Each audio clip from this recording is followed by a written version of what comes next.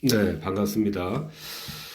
네, 오늘 함께 살펴볼 말씀은 부활주일이고 하기 때문에 예수 그리스도의 부활에 대해서 그 부활의 의미에 대해서 함께 성경 말씀을 통해서 나누는 시간을 갖도록 하겠습니다. 예수 그리스도는 부활은 시편 16편에 다윗의 입을 통해서도 이렇게 예표가 되기도 했습니다. 이는 주께서 내 영혼을 수월에 버리지 아니하시며 주의 성도를 멸망시키지 않으실 것임이니이다. 이 말씀도 이제 비록 다윗의 이야기지만은 다윗의 입을 빌어 예수 그리스도의 부활을 예표하는 말씀입니다. 요한복음에도 나는 부활이요 생명이니 나를 믿는 자는 죽어도 살겠고, 또 요한복음 10장에서는 내가 그들에게 영생을 주노니 영원히 멸망하지 아니할 것이다 라고 말함으로써 주님은 생명의 주인이심을 주님은 선포하신 것입니다. 생명의 이제 주인, 각 물건에는 이제 주인이 있죠. 생명은 물건은 아니지만은 그 소유주는 하나님이시죠. 주님이시죠. 그래서 생명의 주인이 되시는 소유주가 되시는 주님께서 죽음에 굴복하신다라고 하는 것도 모순이기 때문에 그 주님의 부활이라고 하는 것은 필연적인 것이다. 필연적인 것입니다. 또 시편 110편에 보면은 너는 멜기세덱의 서열을 따라 영원한 제사장이다 그러셨습니다. 하나님과 인간 사이에 가교의 역할을 하시는 그러한 직분을 가지고 계십니다. 그리스도께서는, 주님께서는, 예수님께서는 영원한 제사장이 되시기 때문에 죽음과는 상관이 없으신 분이시기 때문에 우리 인류의 죄값을 지불하시기 위해서 잠시 죽음의 고통을 맛보셨지만은, 그러나 그 죽음의 값을 완전히 치르신 후에는 더 이상 죄를 짊어지신 것이 없기 때문에 부활을 하는 것은 바로 또한 필연적이다 우리가 생각을 해야 됩니다. 로마서 4장에 예수는 우리 범죄함을 인하여 내어줌이 되고 또한 우리를 의롭다 하심을 위하여 살아나셨느니라 이렇게 말하고 있습니다. 이 말씀을 우리가 중요하게 봐야 됩니다. 두 가지가 이 전제가 되어 있습니다. 죽음은 우리의 예수 그리스도의 죽음은 우리 인류의 범죄함을 인함인 것이고, 우리가 의로워지는 것은 살아나심, 예수 그리스도의 살아나심, 부활로 말미암은 것이다. 이렇게 연결이 되어 있습니다. 그래서 우리가 이것을 중요하게 눈여겨 봐야 됩니다. 다른 말로 하면 그리스도께서 우리를 대신하여 죽음으로 우리가 치러야 하는 죄의 값을 주님께서 지불하신 것이, 그것이 주님의 죽음의 뜻입니다. 죽음의 의미입니다.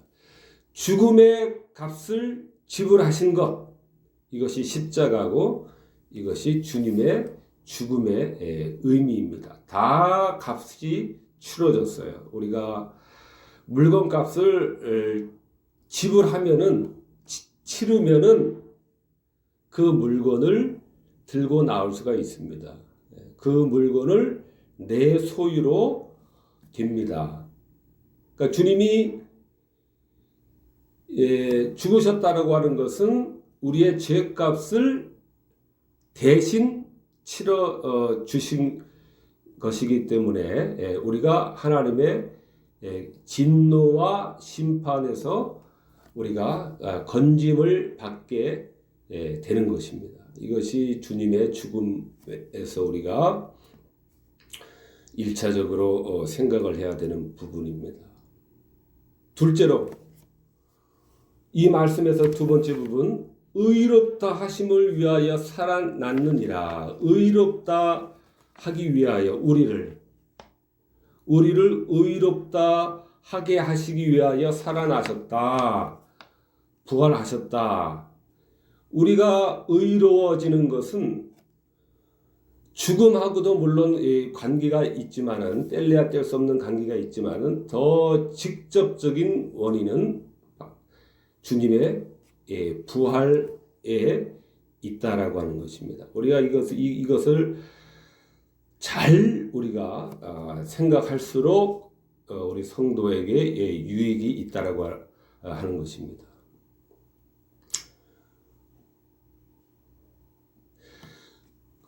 그러므로 주님께서 우리의 구원을 위해서 죽으시는 것만으로는 충분치 못한 것입니다.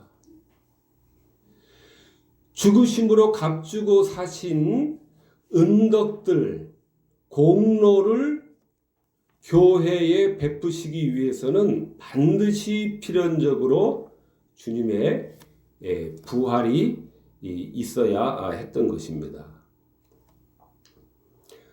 주님께서 사망의 권세 아래 그대로 머물러 계시고 죽은 자 가운데서 계속 그대로 머물러 계시고 다시 살아나시고 다시 부활하지 않으셨다면은 주님께서 죽음으로 말미암아 얻으신 그 공로와 은덕들을 우리들에게 베푸실 수 없다라고 하는 말씀입니다.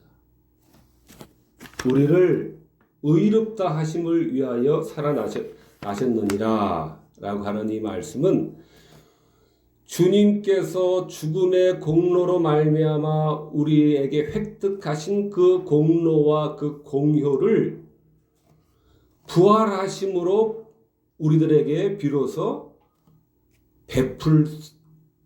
베푸실 수 있었다라고 하는 것입니다. 네, 이러한 의미에서 우리가 주님의 이 부활을 우리가 깊이 생각을 해야 되는 것입니다. 그러므로 우리는 이렇게 정리를 해야 됩니다. 구원은 우리 인간의 구원은 우리 인류의 구원은 죄를 속죄해 준 그 죽음, 그리스도의 죽음, 그리스도의 십자가, 그리스도의 희생으로 시작되었고 마침내는 부활로 완성이 되었다. 완성이 된 것입니다. 부활로 완성이 된 것입니다. 참 위로와 희망이 되는 그러한 말씀이 아닐 수 없습니다. 우리가 죽음으로 끝났다면은 우리는 우리의 구원은 불완전하고 우리의 구원은 완성이 될 수 없습니다. 부활로 그 그리스도의 죽음의 효력과 그 효과가 부활로 완성이 되는 것입니다. 완성이 된 겁니다. 그렇기 때문에 구원이라고 하는 것은 그리스도의 죽음과 그리고 그리스도의 부활, 이 두 사실이 굳게 뗄래야 뗄 수 없는 이 결합으로 이루어졌다라고 하는 것을 우리가 기억을 해야 됩니다. 그래서 우리 믿음은 그리스도의 죽음에만 머물러 있어도 안 되고 부활로 우리는 굳게 결합하는 믿음을 가지고 있을 때 우리의 믿음은 균형을 잘 갖춘 건강한 좋은 믿음으로 우리의 믿음은 움직일 수가 있는 것입니다. 로마서 예수는 우리를 의롭다 하심을 위하여 살아나셨느니라. 로마서 4장 25절입니다. 그리스도께서 죽음과 저주를 이긴 승리자로 나타나지 않으셨다면 하나님의 진노와 저주를 당하신 것은 별 의미가 없다라고 하는 것입니다. 없었을 것이다 라고 하는 것입니다. 그러므로 우리를 의롭다 하심을 위하여는 그리스도의 부활은 필수적인 것이었습니다. 부활이 없는 그리스도의 죽음, 그 죽음의 값을 지불하신 그 보상은 불완전할 수밖에 없고 불완전할 수밖에 없는 것입니다. 호세아 13장에서도 사망아 내 재앙이 어디 있느냐, 음부야 내 멸망이 어디 있느냐 그랬습니다. 고린도전서에서도 같은 말씀을 반복하고 있습니다. 사망아 너의 이기는 것이 어디 있느냐, 사망아 너의 쏘는 것이 어디 있느냐. 예, 바로 주님께서 생명의 주가 되신 우리 주님께서 이와 같이 이 죽음을 이기시고 생명을 주시는 분이시므로 바로 이 죽음에 대해서 이렇게 주님은 외칠 수가 있었던 것입니다. 부활하심으로 생명이 충만하게 회복이 되는 것입니다. 그리스도가 먼저 죽음의 고통을 당하신 것은 자녀들의 죽음을 제거하여 생명을 얻도록 하기 위함이었습니다. 그리스도가 먼저 죽음의 고통을 당하심으로 말미암아 자녀들에게 죽음을 제거하며 생명을 얻게 하기 위해서 죽음을 죽으신 것이고 그의 백성에게 의와 생명을 값없이 주시기 위해서 부활로 높이 올리우신 것입니다. 의와 생명을 우리들에게 베푸시기 위해서 주님께서 부활을 하심으로 이 의와 생명을 우리들에게 전가하게 되신 것입니다. 의와 생명의 전달은 주님의 부활로 말미암아 가능하게 됐다라고 하는 것입니다.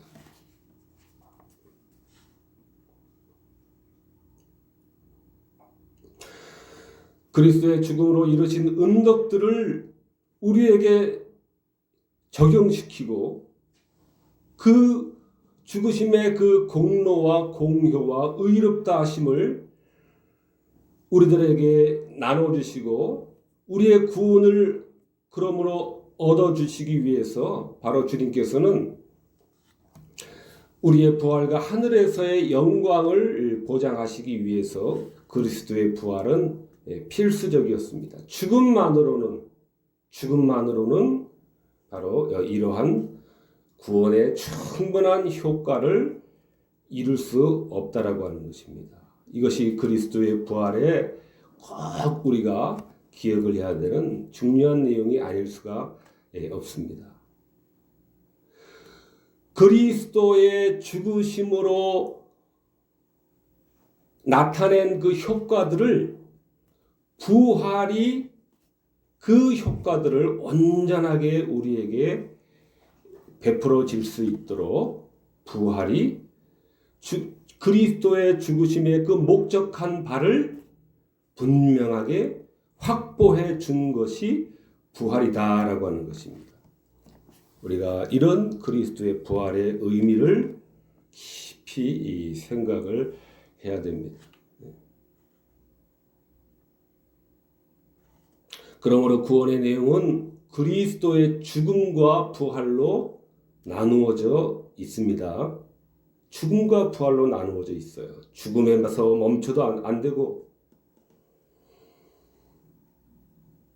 따로 떨어뜨려서 부활에만 치중해도 안 되고 구원의 내용은 그리스도의 죽음 그리고 그리스도의 부활 이 두 부분으로 뗄래야 뗄 수 없는 그러한 두 부분으로 나누어져 있음을 우리가 뗄 수 없는 관계로 나누어져 있음을 항상 우리가 기억을 해야 됩니다. 그리스도의 죽음에 의해서 제가 말소가 되었어요. 죽음이 말살되었어요. 말소가 되었다, 말살이 되었다라고 할 때 이 말자는 비벼버리는 거예요. 이렇게 비벼서 완전하게 문지르고 비비는 거예요. 우리가 끔찍한 조그만 곤충 벌레들을 우리가 죽일 때 이렇게 비벼서 뭐 이렇게 없애는 경우도 있습니다. 그럴 때 비벼서 문질러서 없애는 것, 완전하게 없앤다라고 없애는 것이죠. 그래서 그리스도의 죽음은 우리의 죄를 완전히 그야말로 말소, 완전하게 없애고 죽음을 완전하게 말살하는 그러한 그리스도의 죽음의 효과이셨고, 그러나 의가 회복이 되고 생명이 소생이 되는 것은 그리스도의 부활로 말미암은 것이다. 우리가 이렇게 나누어 생각을 해야 됩니다. 그리스도께서 죽으셨으면은 뭐 일거에 다 해결된 것이 아닌가 우리가 이렇게 생각할 수 있는데 성경이 그렇게 말씀하고 계시기 때문에 성경에서 그렇게 가르쳐 주고 계시기 때문에 우리는 내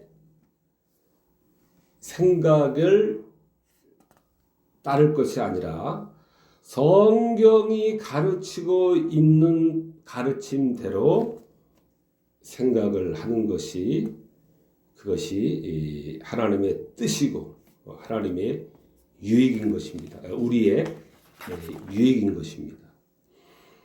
우리의 범죄함을 인하여 내어줌이 되고 죽음에 십자가에 사망에 내어줌이 되고 우리를 의롭다 하심을 위하여 살아났느니라. 새 생명과 의에 관한 부분은 그리스도의 부활과 밀접하게 연결이 되어 있는 것입니다. 부활에 의해 의가 회복되고 생명이 소생되는 것입니다. 새 생명의 역사는 부활하고 밀접하게 연결이 되어 있는 것입니다. 이것을 한 문장으로 말씀을 드리면은 그리스도의 죽음의 권능과 효과와 효력은 그리스도의 부활로 말미암아 발휘가 된다라고 하는 것입니다. 그리스도께서 그의 죽으심으로 죄를 말살하고 죽음을 말살하는 그 효과는 있는데 그 효과는 그리스도의 부활로 말미암아 우리들에게 전달된다라고 하는 것입니다. 우리에게 성도들에게 신자들에게 참으로 힘과 또 유익을 주는 큰 용기와 위로와 소망을 주는 그러한 말씀이 아닐 수 없습니다. 그렇기 때문에 우리가 이것을 구분해서 우리가 깊게 묵상할 때 우리는 더 심기일전할 수 있는 그러한 좋은 믿음의 지도를 받게 되는 것입니다. 그러므로 그리스도의 죽음을 생각할 때는 죽음으로써 우리의 생각이 멈춰서는 안 되고 동시에 부활을 기억을 해야 됩니다. 죽음에서만 믿음이 멈춰서는 안 되고 부활을 항상 동시에 기억을 해야 됩니다. 그러므로 그리스도의 죽음에는 항상 주님의 부활을 포함하며 반대로 주님의 부활은 항상 주님의 죽음을 전제로 한다라고 하는 것입니다. 그리스도의 죽음과 그리스도의 이 부활은 항상 절대로 뗄 수 없는 그러한 관계로 굳게 결합이 되어 있다라고 하는 것입니다. 이처럼 주님은 자신의 고난과 죽음을 통해서 부활의 정당성을 확보하셨고 획득하셨던 것입니다. 또한 그러므로 부활은 성자 아들의 사역이 성부의 뜻에 합당함을 확정하는 이 아버지의 하나님의 선포이기도 한 것입니다.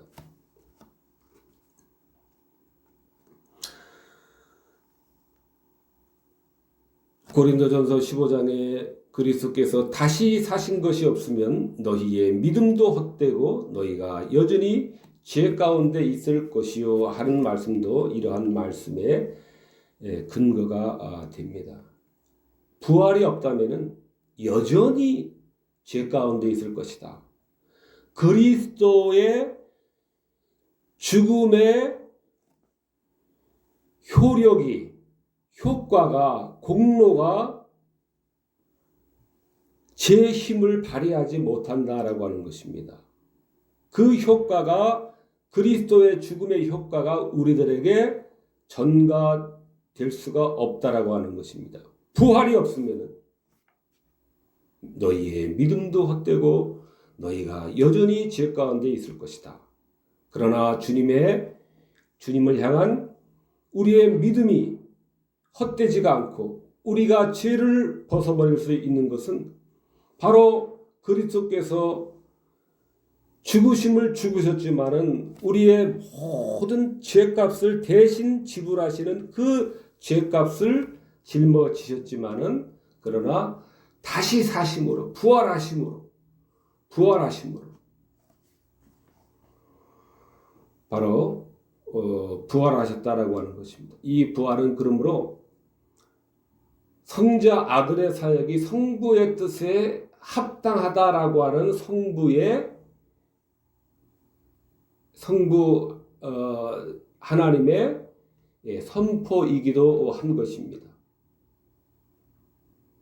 우리를 인류를 구원하시는 그 죽음의 값을 지불한 것이 하나님의 합당하다라고 하는 그 하나님의 선포이기도 한 것입니다. 그러므로 주님께서 부활한 것입니다. 부활은 하나님의 답이기도 한 것입니다.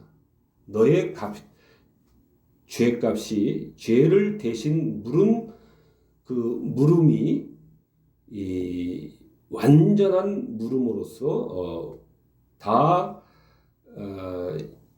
이 올바른 죄의 짊어짐이었다라고 하는 그런 하나님의 선포이다라고 하는 것입니다.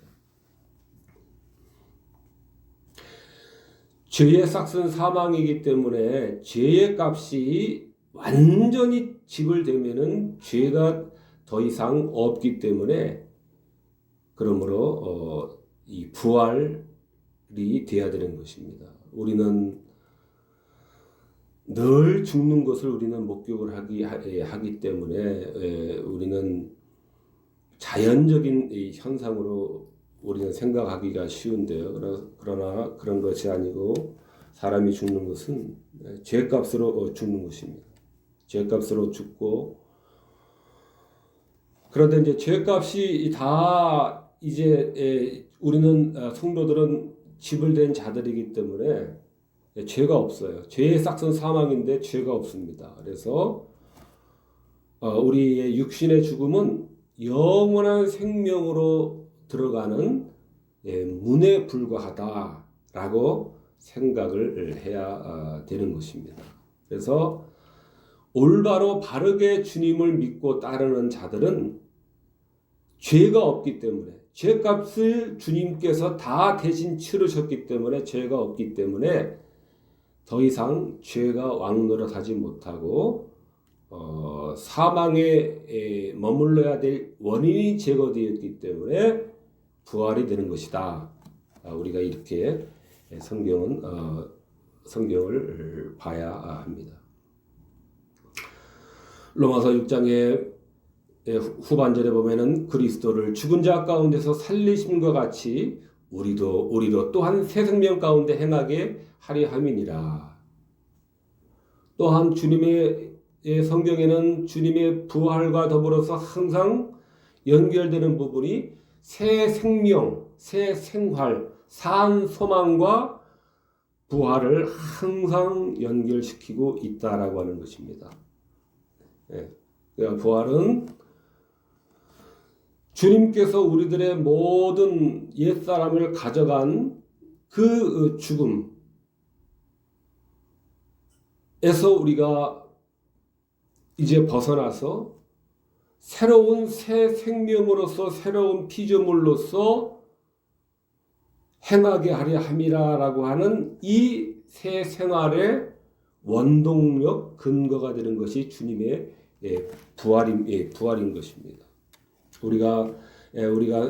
우리 생각으로도 주님의 죽음으로서 사망으로 우리가 주께서 끝난 것으로 우리가 생각을 한다면은 한 걸음 더 나아갈 수 있는 원동력이 크게 현저하게 저하가 될 것입니다.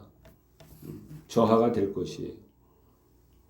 주님께서 우리의 모든 죄의 짐을 다 지시고 죽으셨음에도 불구하고 부활이 없었다면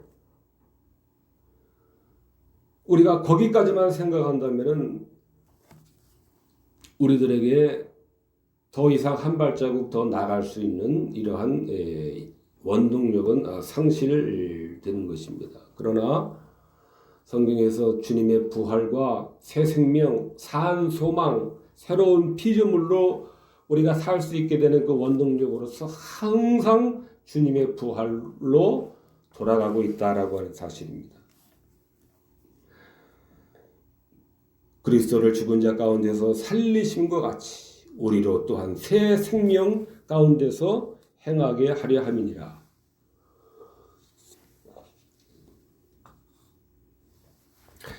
주님의 부활의 결과로 우리에게 주어지는 은혜는 성령을 주심인 것입니다. 이를 통하여 우리를 중생시키시고 영생애로 살게 하시는 것입니다. 이게 다 주님의 부활로 말미암아 가능하게 된 것입니다. 성령을 우리에게 베푸시는 것, 우리를 자신과 그리스도와 연합시키시는 것, 우리를 중생케 해서 새 생명, 새로운 피조물로 살게 하시는 것, 이 모든 것은 그리스도의 부활과 연결되어 있는 그러한 은혜의 혜택들입니다. 그리스도의 부활과 연결되어 있는 은혜의 혜택들인 것입니다. 베드로전서 1장에서 예수 그리스도의 죽은 자 가운데서 부활하시면 우리를 거듭나게 하사 산 소망이 있게 하시며 죽은 자 가운데서 부활하심으로 주님의 부활과 우리 인생들의 거듭남과 산 소망이 있음을 또 연결하고 있는 것입니다. 이것이 부활의 권능인 것입니다. 이것이 권능의 부활의 효과이고 이것이 부활의 위용인 것입니다. 골로서 3장에서도 그리스도와 함께 다시 살리심을 받았으면 위의 것을 찾으라. 위의 것을 찾으라. 위의 것을 생각하고 땅의 것을 생각하지 말라. 그리스도의 부활이 그리스도의 그 죽음의 공로를 우리들에게 효과적으로 만들어주는 능력이기 때문에 부활이 없었다면 주님께서 그 죽음으로 확보해 주신 그 능력이 우리들에게 전달될 수가 없는데 그리스도의 부활로 말미암아 완성이 되는 것입니다. 그러므로 성도는 위의 것을 찾을 수가 있는 것입니다. 땅의 것을 생각하지 않도록 할 수 있는 이 근거가 생긴 것입니다. 그것이 그리스도의 부활의 권능인 것입니다. 너희 모든 생각을 위의 것에 집중시켜라 하는 말입니다. 너희의 능력과 힘을 위의 것에 기울이라 하는 것입니다. 위의 것이라고 하는 것은 하나님에 속한 것을 말하는 것입니다. 땅의 것은 육체의 일들을 말하죠. 육의 몸을 쓰고 있는 인간들이 늘 빠지는 그러한 육신의 온갖 욕망을 추구하는 그러한 것들을 땅의 것이라고 하는 것이죠.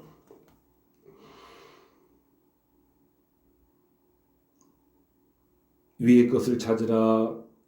그리스도와 함께 다시 살리심을 받았으면 위의 것을 찾으라. 위의 것을 생각하고 땅의 것을 생각하지 말라.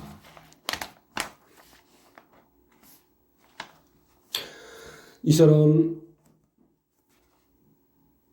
그리스도의 부활은 새로운 생명의 근거입니다. 새로운 생명의 원인입니다. 부활이 없으면은 새로운 생명의 근거도 없는 것이고 새로운 생명의 원인도 없는 것이기 때문에 우리는 이 부활에 대해서 주님의 죽음과 더불어서 이 부활을 항상 생각을 해야 되는 것입니다. 우리는 십자가에 더 강조점을 찍는 예도 없지는 않습니다. 그러나 이 조화를 잘 우리가 맞춰야 된다라고 하는 것입니다.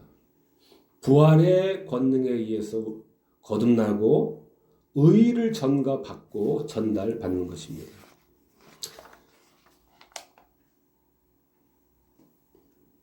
네, 말씀을 결론을 맺도록 하겠습니다.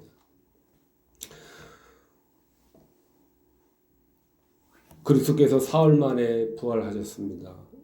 부활에서 중요하게 생각할 점은 죽음과 죄를 완전히 제압하신 이 정복자임을 나타낸 것이 이 부활이다라고 하는 것입니다. 부활을 통해서 부활은 죽음을 삼켜버렸다라고 하는 이 증거입니다. 마귀의 사슬을 끊어버렸다라고 하는 증거입니다. 사탄의 모든 권세를 파괴했다라고 하는 이 증거입니다. 이것이 증거예요. 부활이. 죄와 죽음과 사탄의 권세를 에 대해서 완전하게 승리를 거둠으로 새 생명으로 나가는 문을 여신 것이 바로 이 부활입니다. 그리스도의 부활입니다. 그리고 우리도 영광스러운 불멸 가운데 부활하리라라고 하는 확실한 이 보증이 되는 것입니다. 15장 이 고린도전서 15장 20절에 그러나 이제 그리스도께서 죽은 자 가운데서 다시 살아 잠자는 자들의 첫 열매가 되셨다 그랬습니다. 첫 열매 아르파케, 아파르케 헬라어로 아파르케입니다. 아파르케 첫 열매. 아파르케라고 하는 말은 아르케 태초에 하는 그 처음이라고 하는 그 말과 거의 유사한 단어입니다. 아르케가 되신 것입니다. 아르케 첫 열매, 첫 열매. 부활한 사람이 된 것입니다. 처음 이제 됐기 때문에 그에게 붙어 있는 그의 자녀들은 그리스도를 따라서 첫 열매가 되신 그리스도를 따라서 모든 잠자는 자들도 그에게 붙어 있다면은 첫 열매 되시는 주님을 따라서 그도 그와 똑같은 부활의 열매를 맺게 된다라고 하는 그러한 말씀입니다. 영광스러운 불멸, 불멸이라고 하는 말은 일반 철학에서 쓰는 말로서 사실 신학적인 용어는 아닐 것입니다. 그러나 저도 다른 말로 좀 바꿔보려 했는데 뭔가 그 불멸이라고 하는 이 단어가 주는 어떤 그 느낌 때문에 이제 썼는데 불멸. 어쨌든 이게 뭐 그렇게 성경적이고 성경적인 단어는 아닙니다만은 어쨌든 우리도 영광스러운 그러한 이 가운데 불멸 가운데 부활할 것이라고 하는 그러한 첫 열매로서의 영생의 문을 열어주신 이 부활인 것입니다. 오리진, 비기닝, 아르케, 여기서는 아파르케이지만은 아르케, 처음이다 하는 아파르케다, 처음이다, 비기닝이 되셨다. 우리 부활의 오리진이 되었다라고 하는 것입니다.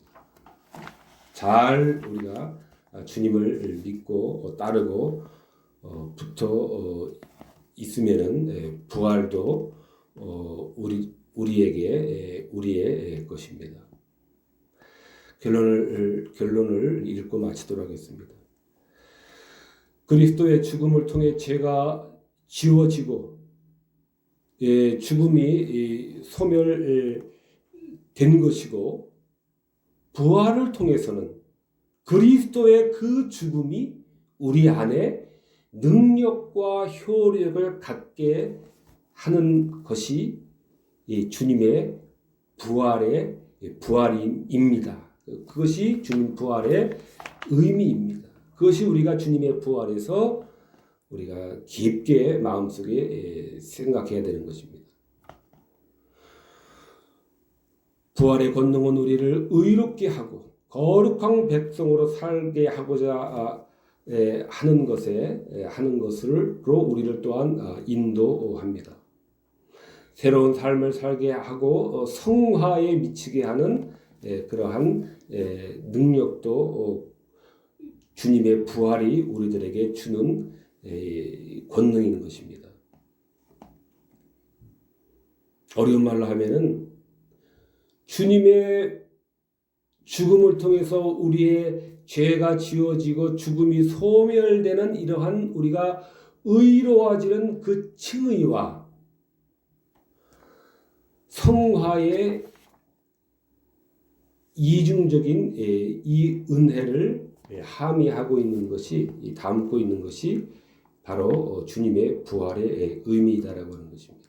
주님의 죽음이 우리들에게 효과적으로 그것이 전가되고 전달될 수 있도록 우리들에게 열어주는 것이 바로 이 주님의 부활이 의미이다라고 하는 것입니다. 그러므로 우리의 구원은 주님의 죽음과 주님의 부활 이 두 부분으로 굳게 뗄래야 뗄 수 없이 결합되어 있으므로 우리는 주님의 죽으심에서 멈출 것이 아니라 주님의 부활과 주님의 죽음 이 두 사실을 항상 균형 있게 조화 있게 우리가 염두에 두면서 우리의 신앙을 단련시켜 나가야 됩니다. 기도하시겠습니다.